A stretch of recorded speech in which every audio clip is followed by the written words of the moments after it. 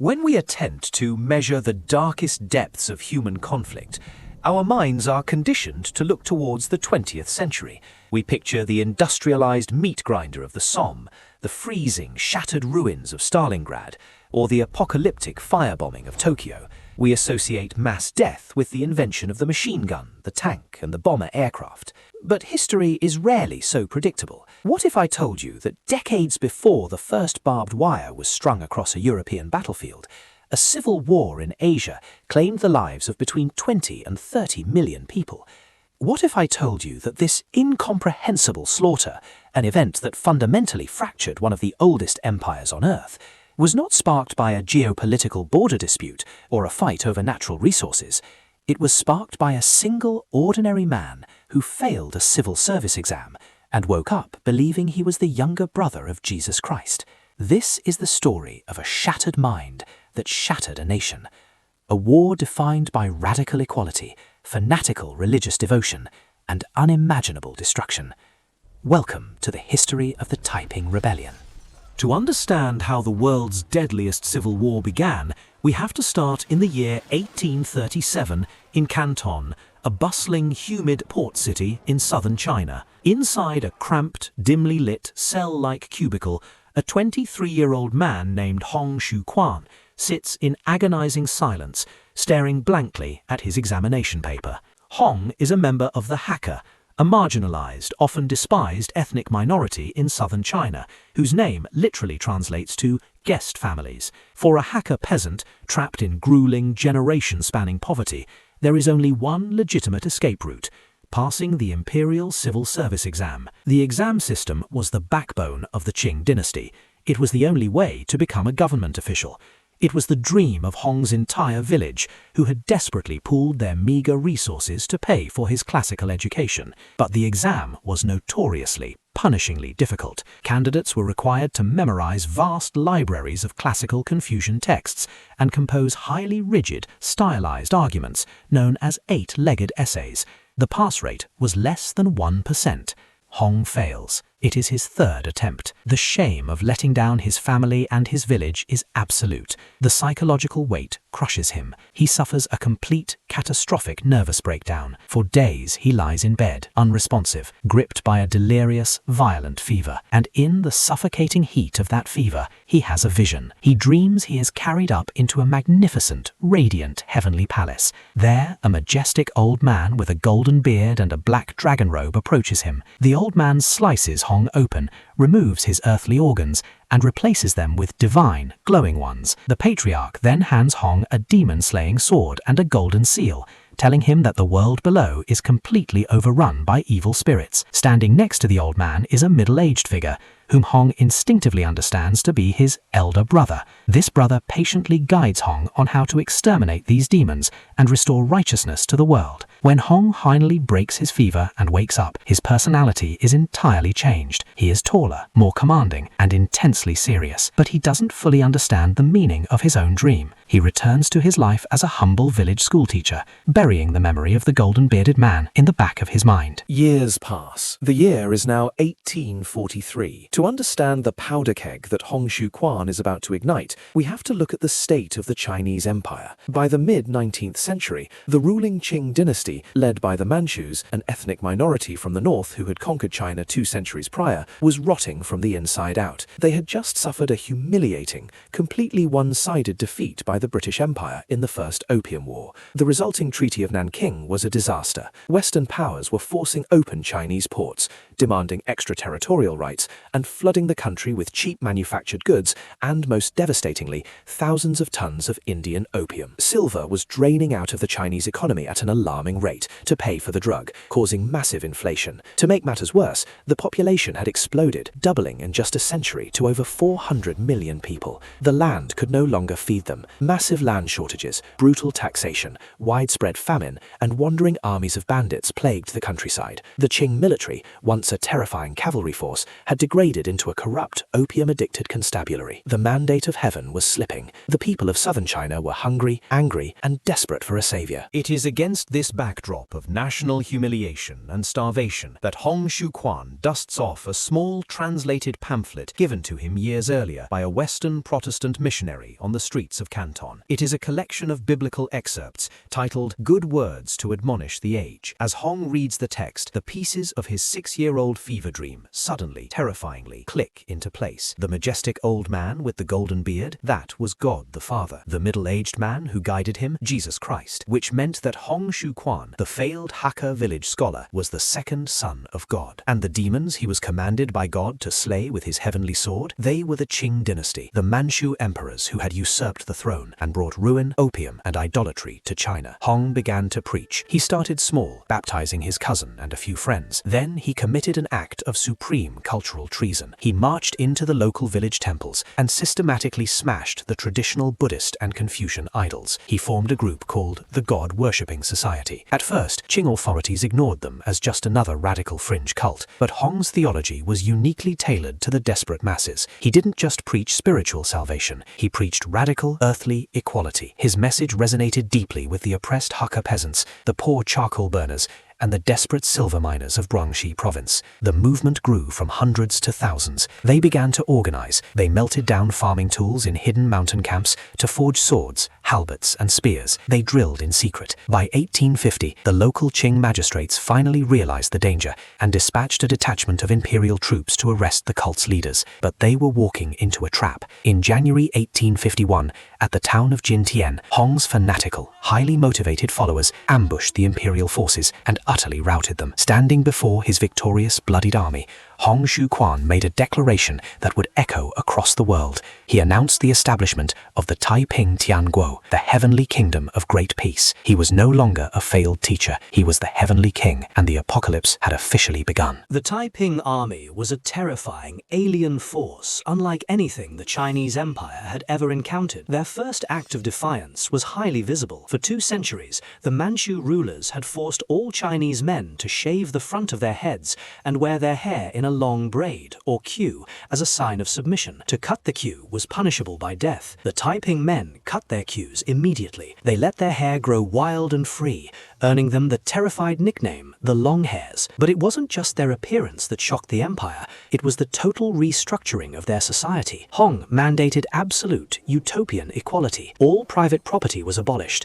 Land, food, and clothing were to be placed in a sacred treasury and shared communally. In a move that was centuries ahead of its time, the brutal, crippling practice of foot binding for women was strictly outlawed. Women were considered equals under God, and for the first time in Chinese history, they were formed into their own ferocious, independent military units. Taiping female combat battalions were known to fight with a ferocity that deeply unnerved the traditionalist Qing soldiers. But this utopian vision came with terrifying, iron-fisted strictness. The 10 Commandments were enforced with the sword. Opium smoking, alcohol, gambling, and prostitution were punishable by decapitation. Most bizarrely, the heavenly king decreed that all married couples must be separated. Men and women were forced to live in strictly gender-segregated camps. Intimacy between a husband and wife was considered a crime against heaven, punishable by death. Driven by religious ecstasy, military discipline, and the promise of a utopia, the Taiping war machines surged out of the southern mountains. They moved like a tidal wave toward the fertile heart of the empire, the Yangtze River Valley. Along the way, they absorbed millions of desperate peasants, bandits, and defectors. Regular imperial armies, demoralized and poorly led, shattered against their disciplined ranks. In 1853, just 2 years after their first victory, the massive Taiping army reached the colossal walls of Nanjing, one of China's greatest, wealthiest, and most ancient cities. It was the former capital of the Ming Dynasty, and taking it would grant the Taiping absolute legitimacy. The siege was a masterpiece of bloody, asymmetrical warfare. The Taiping utilized the skills of the thousands of coal miners who had joined their ranks. These miners dug vast networks of tunnels deep beneath the massive stone walls of Nanjing, packing the caverns with hundreds of barrels of black powder. With a deafening roar that shook the earth for miles, the walls breached. The Longhairs poured into the city. What followed was not a battle, but a systematic, religiously motivated massacre. The Taiping viewed the Manchu people not as humans, but as literal demons in flesh. Up to 30,000 Manchu civilians, Men, women, and children were hunted down, dragged into the streets, and slaughtered or burned alive. Hong Xiuquan walked through the blood-soaked streets and claimed Nanjing as his new heavenly capital. He retreated into a massive, heavily fortified palace compound in the center of the city. And here, the hypocrisy of the heavenly kingdom began to show its cracks. While his millions of followers were strictly forbidden from romantic relations and forced to live in segregated squalor, the heavenly king surrounded himself with an expansive harem of over 80 concubines. He stopped leading armies, he stopped leaving his palace, he spent his days passing bizarre religious edicts, writing poetry, and waiting for heaven on earth to magically materialize. For a terrifying moment, as Taiping expeditionary forces marched north toward Beijing, it looked as though the ancient Qing Dynasty was going to fall to a radical, puritanical Christian theocracy. But empires, even rotting, corrupt ones, do not die easily. With the regular imperial banner armies in tatters, the Qing court in Beijing panicked. They turned to desperate measures, authorizing local gentry to raise their own private militias. Enter Zheng Gufan. Zheng was not a military man. He was a brilliant, staunchly traditional Confucian scholar, but he recognized a fundamental truth. You cannot fight religious fanatics with unmotivated conscripts. You need an opposing ideology. Zheng framed the war not as a defense of the corrupt Qing emperor, but as a holy war to save Chinese culture, history, and Confucian morality itself from foreign heretical destruction. He returned to his home province and meticulously built the Shang army. He recruited tough, conservative farmers.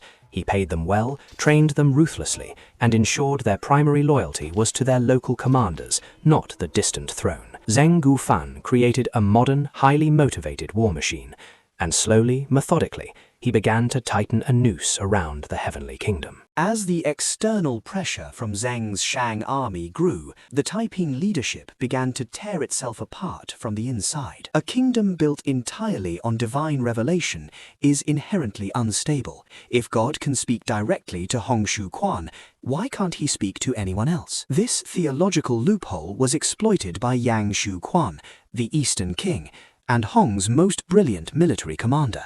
Yang discovered a highly convenient spiritual gift. He claimed the Holy Ghost could possess his body. Whenever Yang went into a sudden trance, he spoke with the booming voice of God the Father.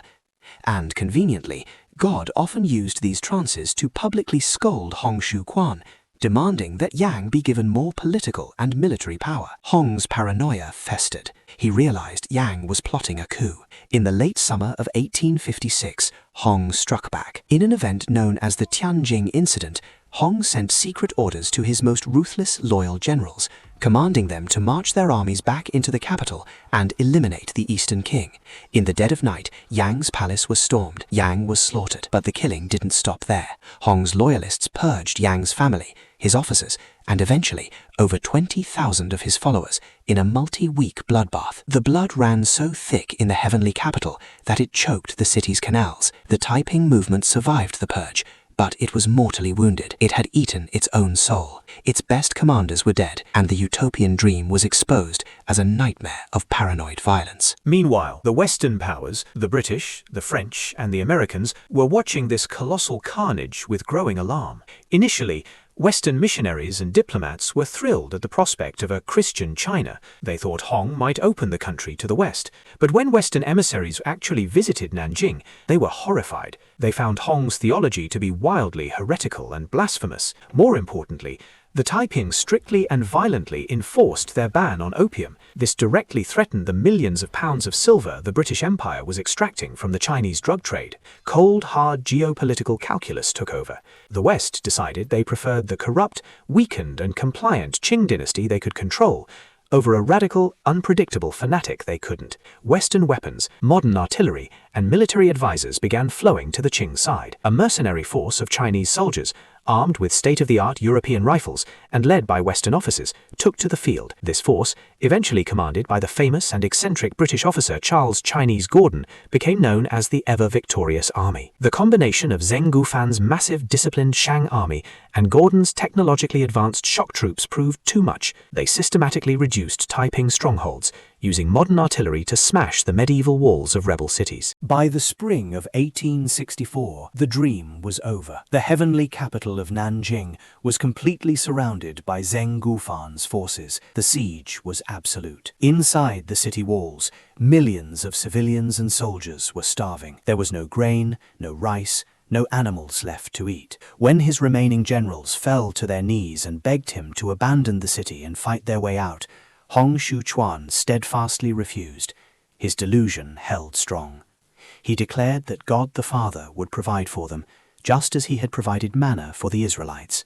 Hong ordered his starving citizens to eat heavenly dew, which was, in reality, weeds, roots, and wild grass gathered from the palace gardens. To prove his faith, Hong himself ate the weeds. Shortly after, in June 1864, the heavenly king fell violently ill. His body, ravaged by stress and malnutrition, gave out. He died, likely from food poisoning caused by the toxic weeds. A month later, imperial troops detonated massive mines under the walls of Nanjing, blowing a hole in the city's defenses. The slaughter that followed was absolute. Taiping loyalists fought street by street to the bitter end. Tens of thousands of Longhairs, refusing to surrender to the Qing demons, set themselves and their families on fire. When the smoke finally cleared over the ruins of the Yangtze Valley, the scale of the devastation was entirely incomprehensible. Entire provinces had been completely depopulated. Some regions lost up to 70% of their population to the meat grinder of battle, systematic massacres, widespread famine, and the plagues that followed the rotting corpses. The lowest, most conservative estimates place the death toll at 20 million. Many modern historians believe it was closer to 30 million.